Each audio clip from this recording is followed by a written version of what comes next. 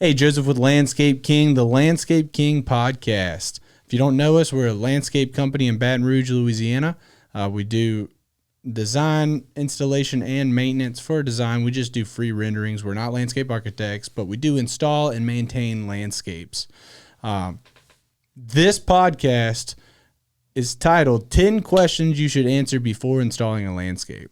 So I want to go over these with you, and we'll talk more about the podcast. You'll learn more about us. But just for this episode, we're going to talk about these 10 things, and then we're going to go into detail of these 10 things in episodes later on. So continue to watch us. We're going to have 10 episodes this season. We're really looking forward to it. 10 questions you should answer before installing a landscape. Question number 1, what's your budget? What are you realistically looking to spend? And I know that this is such an uncomfortable question. Nobody wants to feel like they're getting taken advantage of. So what we like to do is find out kind of what you're looking for, and then from there just give you a range. That way you really know. But yeah, you need to identify how much money you're going to spend on this project. 2, what's your landscape style? There's so many different options we can go with when it comes to picking different materials. And there's different materials that when they're combined and used a certain way, give a certain look and a certain feel. And every style does that a little bit differently.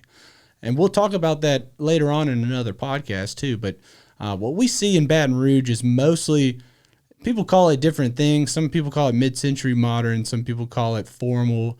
Just that clean green look. Big fancy house. It has just the green boxwoods or dwarf Yopon holly. We're going to have an episode about that too, the boxwood situation. But that's a look. Then you have more of the low maintenance look where it's just plants are more spaced out. It's just easy to grow. A lot of dwarf plants. Still some of the plants like the standard holly, like Eagleson holly, you would still see in a landscape like that. But those are the 2 most common. And then there's variations of like a tropical Mediterranean. I've seen that all around Baton Rouge and in different areas as well. So the point is you need to know what your style is. What do you like before you start spending money on it?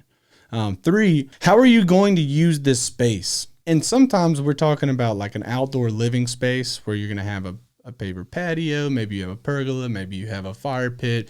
Maybe there's already a pool. How do you use this space? This is going to determine what kind of stuff we put there. We're not gonna lay sod or do a flower bed in an area where you want a paver patio.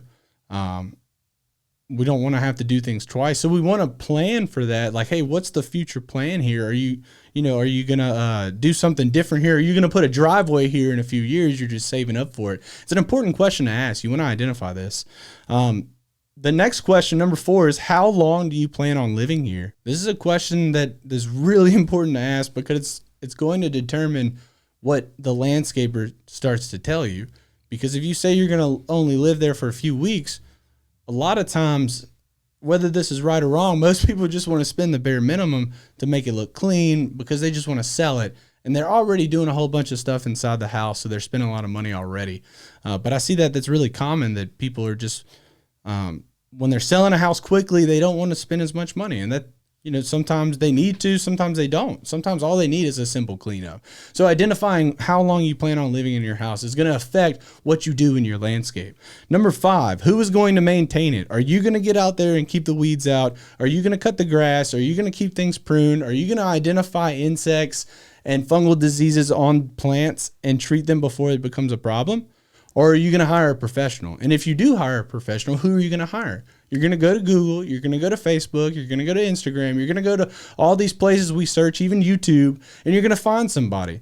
And you're going to want to make sure that you trust them based on their really portfolio that's online, and see what kind of work they do. What do people say about them? Try to see reviews, try to see testimonials, and you want to be able to trust that that person is going to do what they say they're going to do. And of course, we have some thoughts on that of who you should hire in Baton Rouge, but we'll get to that later too. Number 6 is, do you need irrigation? If you're doing a flower bed or a sod installation, you need to water it. You need a plan to water it. If it's in the middle of summer, I recommend doing an irrigation system. If you don't want to install that, then you need an action plan to keep everything watered. Okay, number 7, and this is really for a flower bed. How much sunlight do you get in this space? Is it full sun? Is it partial sun? Is it partial shade? Is it full shade? How much sunlight are you getting in the space? If you're doing grass or if you're doing any kind of planting, you have to answer this question before you put something in the ground. So knowing how much sunlight is very important. You don't want to just go to your local nursery. Our local nursery in Baton Rouge is Clegg's, but whatever your local nursery is, and just get something because it looks nice and pop it in the ground. You need to know how much sunlight it needs, because it might be something that cannot take full sun. You put it in full sun, like let's say a hydrangea, endless summer hydrangea. You buy that, you put that in full sun in the middle of summer, that thing's going to melt. It looks beautiful in the nursery, but if you put it in the wrong spot, it's not going to perform well. So number 8 is, what kind of soil do you have? Now, some people will say you need to get a soil test, and in some situations you really do. But in a lot of situations, what we have found is that you really don't have to. Because a lot of the time, we're going to take out that existing soil, we're going to till it, we're going to amend it with some good garden soil that has just sand, peat moss, a lot of ash in it, other organic matter, and some bark in it. And just really good stuff to plant new plants in. And a lot of times, sometimes we'll build up the beds a foot.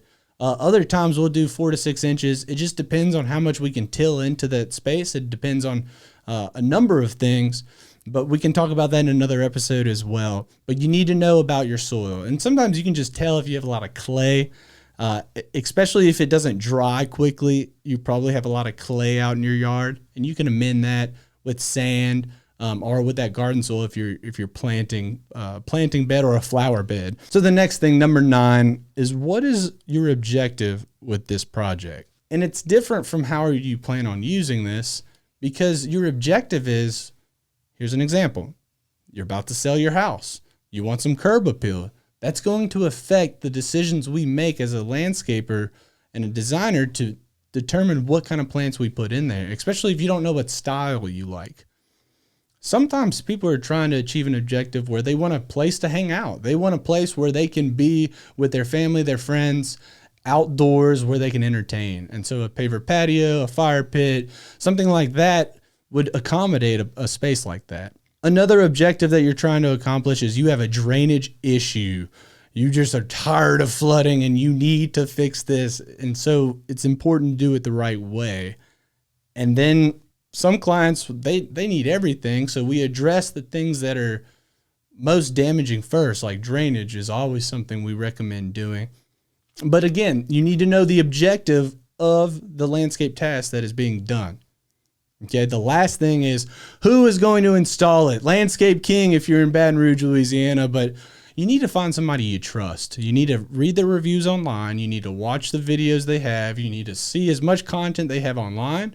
You need to meet them if they don't have a lot of content online.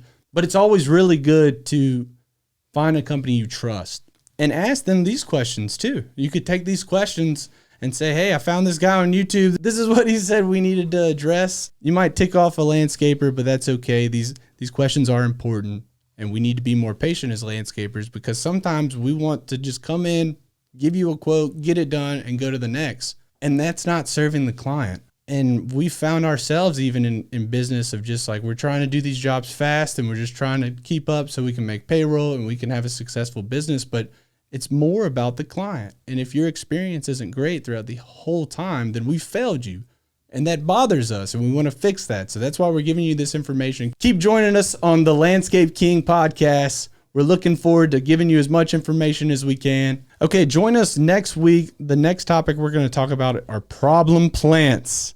Now, we're going to put something out on social media telling you about it. Share it with people who you know like plants and want to know something about it. And we're going to specifically talk about the boxwood. What's going to happen to the boxwood in Baton Rouge?